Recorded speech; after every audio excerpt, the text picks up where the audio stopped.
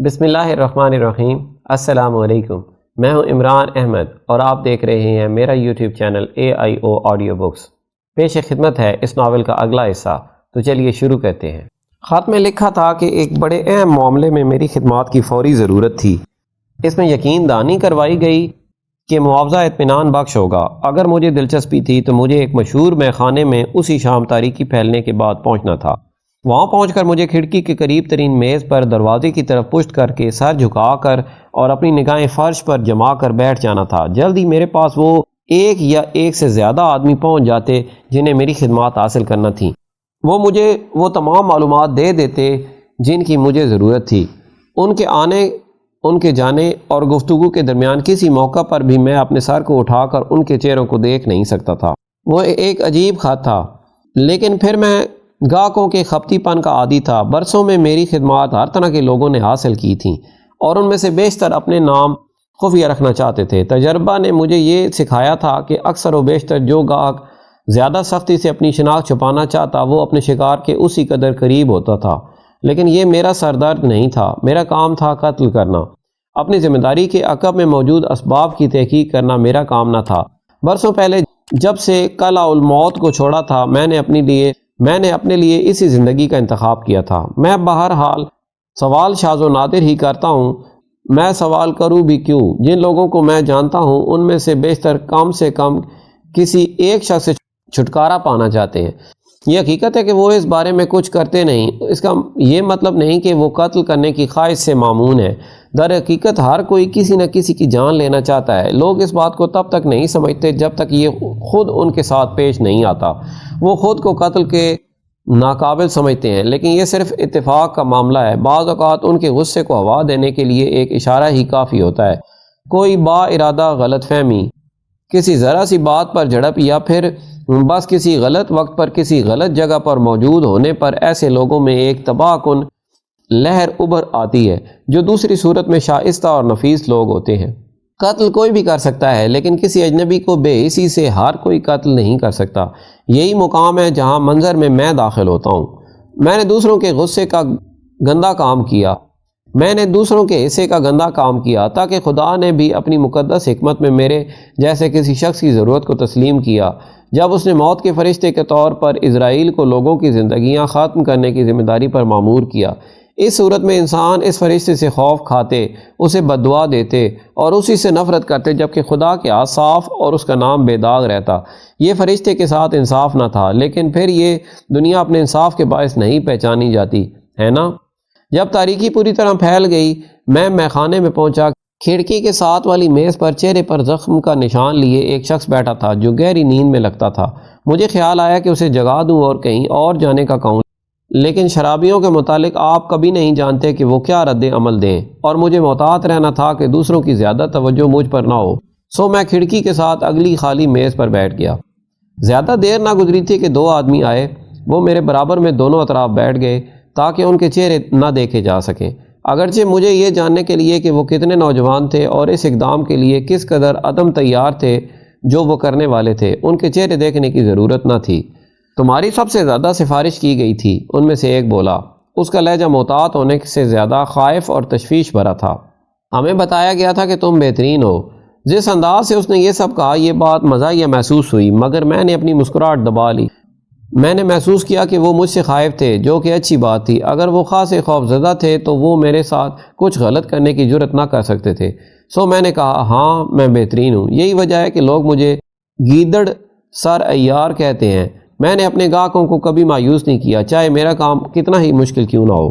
اچھی بات ہے، اس نے گہری سانس بھری، کیونکہ ہو سکتا ہے کہ یہ آسان کام نہ ہو۔ اب دوسرا آدمی بولا، دیکھو ایک آدمی ہے جس نے اپنے بہت سے دشمن بنا لیے ہیں۔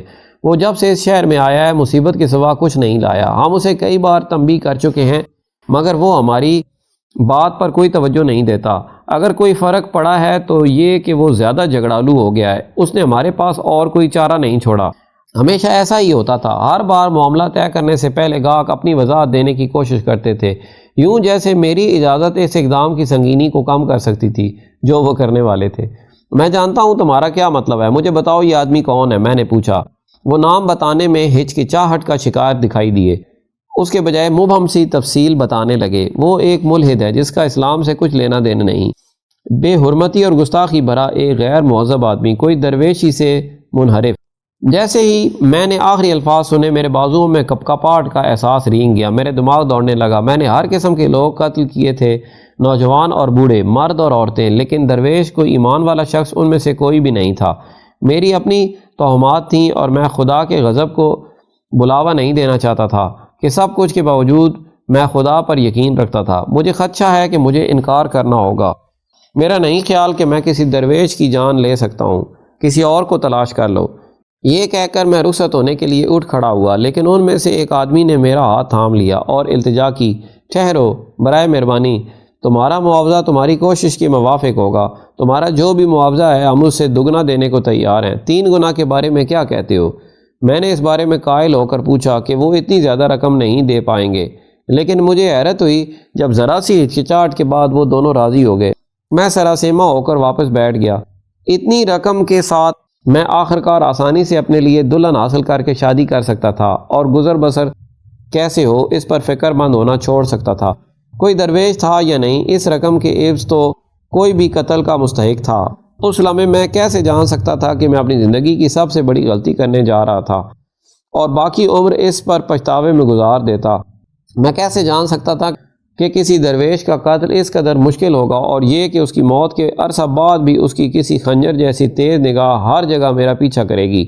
تب سے 4 برس گزر چکے ہیں جب میں نے اسے سین میں چرا گھونپا تھا اور اس کی لاش ٹھکانے لگانے کو کنویں میں گرائی تھی، ایک چھپاکے کے انتظار میں جو کبھی سنائی نہ دیا۔ کوئی ہلکی سی آواز تک نہیں سنائی دی۔ یوں تھا جیسے وہ نیچے پانی میں گرنے کے بجائے اوپر افلاک میں گر گیا تھا۔ مجھے اب بھی اس سوتے میں ڈراؤنے خواب نظر آتے ہیں، اور اگر میں پانی کو دیکھتا ہوں، چند لہجے سے زیادہ کسی بھی طرح کے پانی کو، تو ایک سرد دہشت میرے پورے بدن کو اپنی گرفت میں لے لیتی ہے اور مجھے ابکائی سی آ جاتی ہے۔ حصہ اول، خاک، اشیاء جو ٹھوس اور ساکت و جامد ہیں۔ شمس۔ سمرقند کے باہر ایک کارواں سرائے، مارچ 1242۔ بے کلی سے لکڑی کی شکستہ میز پر بیٹھے میری آنکھوں کے سامنے موم کی شمعوں کی لویں تھرتھرائیں۔ اس شام مجھے جو کشف اپنی گرفت میں لیے ہوئے تھا وہ بے حد روشن اور واضح تھا۔ کھلے ہوئے زرد گلابوں سے بھرے صحن والا ایک بڑا سا گھر اور اس صحن کے درمیان دنیا کے خنک ترین پانی والا کنواں۔ وہ اواخر خزاں کی ایک پرسکون شب ماہ تھی۔ پس منظر میں چند شب خیز جانوروں کا شور اور بھونکنا تھا۔ ذرا دیر میں مہربان چہرے، چوڑے شانوں اور بادامی رنگ کی گہری آنکھوں والا ایک درمیانی عمر کا شخص میری تلاش میں گھر سے باہر نکلا۔ اس کے تاثرات آزردہ تھے اور اس کی آنکھیں بے پناہ اداس تھیں۔ شمس، شمس، آپ کہاں ہیں؟ وہ دائیں اور بائیں طرف منہ کر کے چلایا۔ ہوا تیز چلنے لگی اور چاند بادلوں کی اوٹ میں چھپ گیا، یوں جیسے جو کچھ ہونے کو تھا وہ اس کا گواہ نہ بننا چاہتا تھا۔ الوؤں کی ہو بند ہو گئی، چمگادڑوں نے اپنے پر پھڑپڑانے بند کیے اور حتیٰ کہ گھر کے اندر آتشدان کی آگ تک نہ چٹخی۔ دنیا پر ایک کامل سناٹا چھا گیا۔ آدمی آہستہ آہستہ کنویں کے قریب پہنچا، جھکا اور اندر جھانکا۔ شمس، محبی، اس نے سرگوشی کی، کیا آپ یہاں ہیں؟ میں نے جواب دینے کے لیے منہ کھولا مگر میرے لبوں سے کوئی آواز نہ نکلی۔ وہ آدمی مزید آگے جھکا اور ایک بار پھر کنویں میں جھانکا۔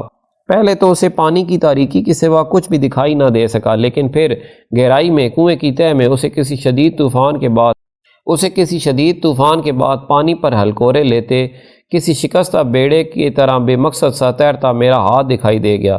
اس کے بعد اس نے آنکھیں پہچان لی، 2 چمکتے سیاہ پتھر پورے چاند کو گھورتے ہوئے جو اب گہرے سیاہ بادلوں کے عقب سے نکل رہا تھا۔ میری آنکھیں چاند پر یوں جمی ہوئی تھیں جیسے آسمانوں سے اپنے قتل کی وضاحت کی منتظر ہوں۔ آہوزاری اور سینہ کوبی کرتے ہوئے وہ آدمی اپنے گھٹنوں کے بل گر گیا۔ اس نے اسے مار ڈالا، انہوں نے میرے شمس کو مار ڈالا، وہ چلایا۔ تبھی ایک سائے نے تیزی سے جھاڑیوں کے پیچھے حرکت کی اور تیز مگر دبے قدموں سے وہ کسی جنگلی بلی کی طرح باغ کی دیوار پر چڑھ گیا، لیکن آدمی نے قاتل کو نہ دیکھا۔ شدید کرب و اذیت کے عالم میں وہ چیخا اور چیختا رہا، یہاں تک کہ اس کی آواز کسی شیشے کی طرح کرچی کرچی ہو گئی اور چھوٹے چھوٹے نوکیلے ٹکڑوں کی صورت رات میں بکھر گئی۔ ارے تم کسی دیوانے کی طرح چیخنا بند کرو، یہ ناگوار شور بند کرو یا پھر میں تمہیں باہر نکال دوں گا۔ میں نے کہا منہ بند کرو، تم نے سنا نہیں، بکواس بند کرو۔ بلند لہجے میں یہ الفاظ ادا کرنے والی آواز مردانہ تھی جو دھمکانے والے انداز میں قریب آتی جا رہی تھی۔ ذرا مزید دیر کو اپنے اس تصور کے اندر ہی رہنے کو ترجیح دیتے ہوئے میں نے یوں ظاہر کیا جیسے میں نے اسے سنا ہی نہیں۔ میں اپنی موت کے بارے میں مزید جاننا چاہتا تھا۔ میں ان رنجیدہ ترین آنکھوں والے شخص کو بھی دیکھنا چاہتا تھا۔ کون تھا وہ؟ اس کا مجھ سے کیا تعلق تھا؟ اور وہ خزاں کی رات میں اتنی شدت سے مجھے کیوں تلاش کر رہا تھا؟ لیکن اس سے پہلے کہ میں اپنے کشف پر ایک اور نگاہ ڈال پاتا، کسی نے کسی اور جہت سے میرے بازو کو تھاما اور مجھے اتنی شدت سے جھنجھوڑا کہ مجھے اپنے منہ میں دانت بجتے محسوس ہوئے۔ وہ مجھے دوبارہ اسی دنیا میں کھینچ لے آیا۔ آہستگی سے متذبذب میں نے آنکھیں کھولیں اور اپنے برابر میں کھڑے آدمی کو دیکھا۔ وہ کھچڑی داڑھی اور گھنی مونچھوں والا ایک دراز کا فربا شخص تھا۔ میں اسے سرائے کے مالک کی حیثیت سے پہچان گیا۔ تقریباً فوراً ہی میں نے اس کے بارے میں دو چیزوں پر توجہ کی، یہ کہ وہ سخت بات چیت اور تشدد سے لوگوں کو دھمکانے والا آدمی تھا، اور یہ کہ اس وقت وہ مشتعل تھا۔ تم کیا چاہتے ہو؟ میں نے پوچھا۔ تم میرا بازو کیوں کھینچ رہے ہو؟ میں کیا چاہتا ہوں؟ سرائے کا مالک ماتھے پر بال ڈال کر گرجا۔ میں چاہتا ہوں کہ تم گھڑ دوڑ والوں کے لیے چیخنا بند کر دو۔ یہ چاہتا ہوں میں۔ تم میرے گاہکوں کو ڈرا کر بھگا رہے ہو۔ واقعی کیا میں چیختا رہا ہوں؟ خود کو اس کی گرفت سے آزاد کرواتے ہوئے میں زیر لب بڑبڑایا۔ تم شرط لگا لو کہ تم چیخ رہے تھے۔ تم کسی ایسے ریچھ کی طرح چیخ چلا رہے تھے جس کے پنجے میں کوئی کانٹا گڑ گیا ہو۔ تمہیں ہوا کیا تھا؟ کیا تم رات کا کھانا کھاتے ہوئے اونگ گئے تھے؟